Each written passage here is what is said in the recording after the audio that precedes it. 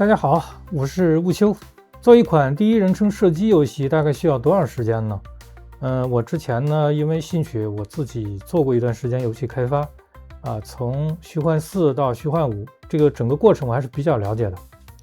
那么做一款游戏呢，首先我们要确定故事、玩法，然后呢画流程，然后还要搭回合，再做移动、射击、故事、敌人、队友、任务。然后呢，要接入人物的模型、骨骼、动作以及场景素材，最后再补 UI、音效、粒子、动画、任务、存档，还有很多蓝图对象需要处理。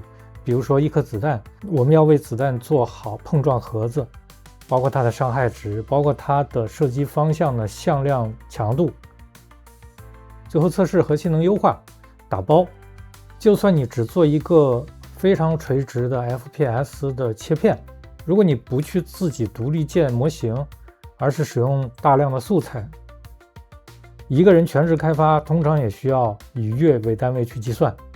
哪怕是范围明确、经验丰富、素材齐全，通常呢这样的工作也需要2到3个月才完成。如果是边做边学，利用业余时间，而且呢，经验不是很丰富，那么半年甚至更长时间也是很正常的。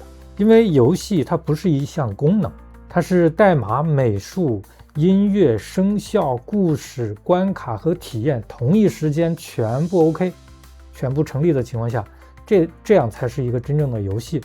那么接下来这段游戏呢，是我和 GPT 5.6 一起来完成的。那么让我们一起看看现在 AI 在游戏的开发领域能够做到什么程度。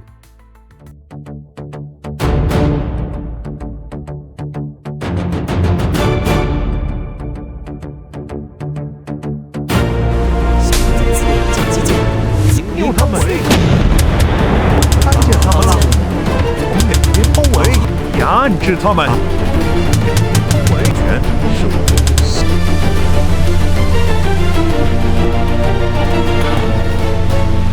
标的控制。注意，这不是一款完整的商业游戏，这只是一段 FPS 的垂直切片，但它有一条可以从头走到尾的任务，里面有8个任务阶段，4组战斗，2名队员，还有一个要活着带走的目标，还有手枪、步枪、匕首、手雷、检查点和完整的结算。当然，它不是第一次生成就长这样的。打开 Codex， 然后呢，我选的是最新的 5.6 SAO 模型，然后推理程度选的极高。上来我就问了一句话：你能不能用 Godot 来开发游戏？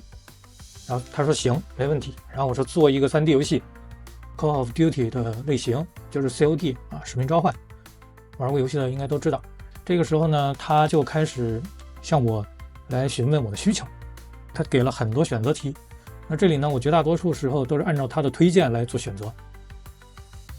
比如说他要什么平台的，他推荐 Windows， 那我就选了 Windows。推荐现代特种行动，那我就按他推荐去选。前面这个步骤 GPT 5.6 还是问的比较多的，当然我觉得这是有好处的，它会更有利于我们去开发游戏的时候 AI 不会跑偏。继续做选择，继续选 A， 武器选择，继续选 A， 战斗手感选择 A， 写实素材采用哪种策略 A， 有3条开发路线不用想，继续选 A 就好了。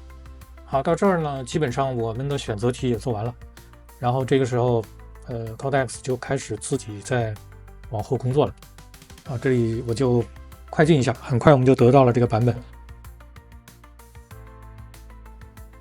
哇，进到游戏了。左右是2个圆柱体，然后上面还带着2个球。我开枪的好像也是子弹，也是球。这个枪做的还行但这2个队友有点愣。这是个什么黑板？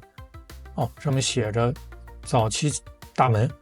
打开以后，这个应该是敌人，他们冲我开火好像我的队友跟他一直在对射。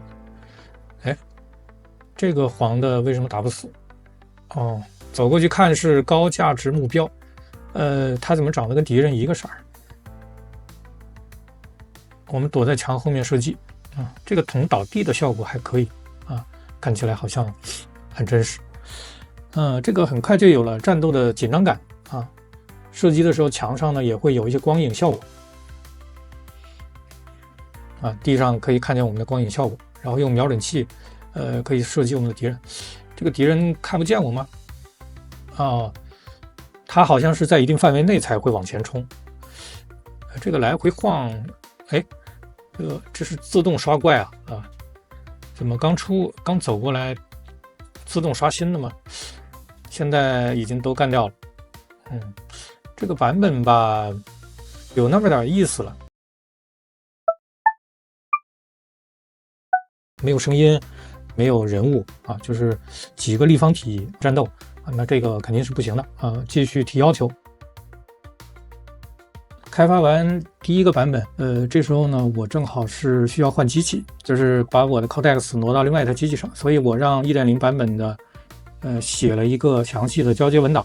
通过交接文档呢，你再用第二台机器去接手的话，你就不需要再去做任何描述，对吧？让它去读我们的交接文档，就可以直接的把项目转过来。好，顺利接手啊。然后我提了一些需求，子弹很快打完了。另外呢，这个队友需要找一个真正的模型，人物模型，你不能是2个柱子，对吧？然后他帮我去搜了一下啊，然后我要求有贴图啊，走路啊，中弹啊，死亡的贴图。然后呢，很快呢，我们又有了一版新的，不错呀，人物都长得很俊俏啊，特别是这些服装，不对呀，怎么走太空步呢？这个门好像敌人也是在往后退啊，再看一遍，这个慢，这个杰克逊的，请了2位杰克逊。敌人自动刷出来了我们再先战斗。敌人也是杰克逊的打法啊，都用屁股对着我开枪。真牛。3个杰克逊呢啊，3，我们再改一版。我说游戏不错了，但是队友和敌人的方向都反的啊，背对着人，环境也比较单调。是不是能增加一些素材啊、贴图啊什么的很快我们有了第3版。第3版不错整个氛围都已经出来了有火焰什么的，但是这个门有点太二了，直接绕过去不就好了吗？谁去？你看我的队友依然在这守着门这必须踏开门，这些敌人才能刷出来这走路是正常了。你看，这个问题，这个门呢，我如果不按 E 的话，我就后面的敌人就不会被激活。换上小手枪试一试。现在那个生命条也做了，就是我们的 UI 生命条是自动躲避一会儿，它会自动去回血。还有一个匕首，你试一下。这像是被起子捅死的。扔个雷，看看是，没看着，再扔一个，看看。哇，这个爆炸效果可以，但是好像对人无效啊，这个还得改。继续提要求，这个门太丑了，而且可以从边上绕过去，做一个 BGM。另外，这里我提了好多需求手榴弹的效果可以，炸开的没有粒子效果，敌人也没有受伤。隔着门可以看到敌人脑袋的红色标记，子弹射击声音丑，爆炸声听不见，游戏界面丑，等等等等。提完这个，他给我做了一个看起来很爽的效果图就是我脑子里想象那个样子。然后救助人质以后呢，不要站在原地敌人被炸飞以后呢，不能跑到原地再去死等等吧，就是又提了很多改进的需求。然后我们来看最终版。好，我把这5个版本呢做了一个列表，回头我放在评论区的时候，大家可以下载体验所有阶段的版本。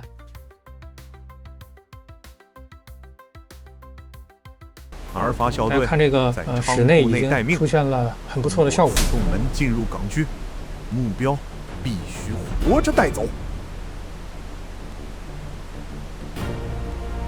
还有他们的对话都是非常完美的。这个门呢也做了很好的光影处理。哎，出来我先丢个雷。哎，这个爆炸效果就很好。他们命这么硬嘛，炸完还能站起来。好，我们去救人质。第二道门这个门就绕不过去了，必须在这儿干掉一个。突！压制他们！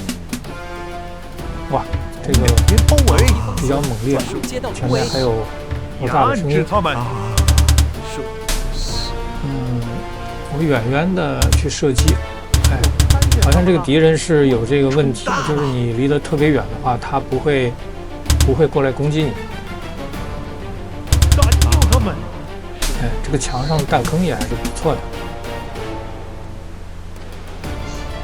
他们第三道门，扔个雷，压制他们！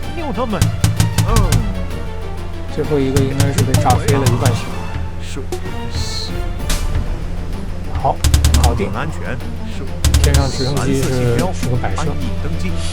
我们把人质带到了，人质好像还是在反着走。带到了这个过关的地方，完成了。撤离。第5版最大的变化，并不是某个画面突然变得多漂亮，而是所有的东西终于连接到了一起。仓库成为了任务的起点，自动门成为了真正的关卡控制。队友不再是剧情触发器，而是会移动、开火、收集并持续跟随的战斗成员。手雷也不再只是一个播放的爆炸特效，而是从敌人的血量中减去一个数字，它会根据距离造成不同伤害和冲击。敌人可能被炸倒，可能再站起来，也有可能在爆炸中心直接死亡。这个时候，它才真正从一堆功能变成了一段完整的任务。那么 ChatGPT 5.6 到底改变了什么？我们回看这几个版本，我不认为 ChatGPT 一键生成了一款游戏，这个说法既不准确，也低估了游戏开发。它真正改变的是迭代的成本。以前一个想法从脑子里进入游戏，需要先写设计、拆系统、查文档、写代码、接入素材，再花大量时间去调试。很多想法并不是做不到，而是验证它们的成本太高了，所以还没开始就放弃了。这次我可以直接描述目标，让模型完成第1版，然后进入游戏亲自观察问题，再用更准确的语言告诉他人物方向错了，武器闭环不完整，门可以绕过，场景有氛围，但是任务不可信，等等等等。每一次反馈都会变成下一个版本。OpenAI 对 ChatGPT 5.6 的定位也强调了它在复杂编码工作流、规划、迭代和工具协调方面的增强，以及观察结果后继续调整的能力。而我在这次的项目中感受到，恰恰不是他第一次回答的有多完美，而是他能够跟着一个项目连续走过多次不完美。